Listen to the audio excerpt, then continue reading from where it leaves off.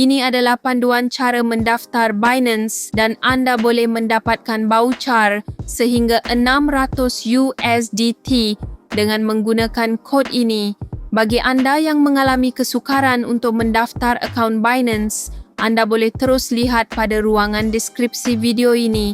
Cara seterusnya, anda boleh menggunakan tetapan DNS. Caranya mudah sahaja.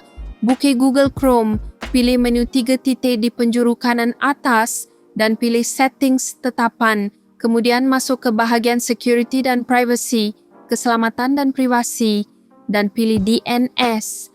Anda perlu aktifkan ciri tersebut dan pilih DNS Google. Langkah kedua, anda boleh terus menggunakan pautan alternatif yang saya telah sediakan di ruangan deskripsi video ini. Paparan hadapannya akan kelihatan seperti ini. Ingat ya, jangan daftar di bahagian Entity kerana ia dikhususkan untuk pendaftaran syarikat.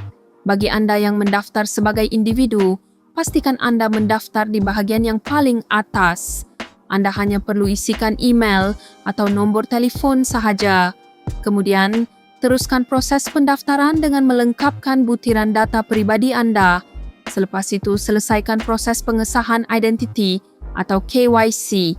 Setelah akaun anda berjaya disahkan, anda hanya perlu buka menu di sebelah kiri atas, kemudian klik pada menu Hub Reward.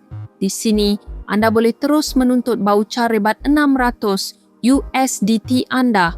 Bagi anda yang mahu membuat deposit, anda boleh klik pada video panduan cara deposit Binance atau pautannya akan saya letakkan di ruangan deskripsi nanti. Kalau anda berjaya, jangan lupa untuk like, subscribe dan tinggalkan komen.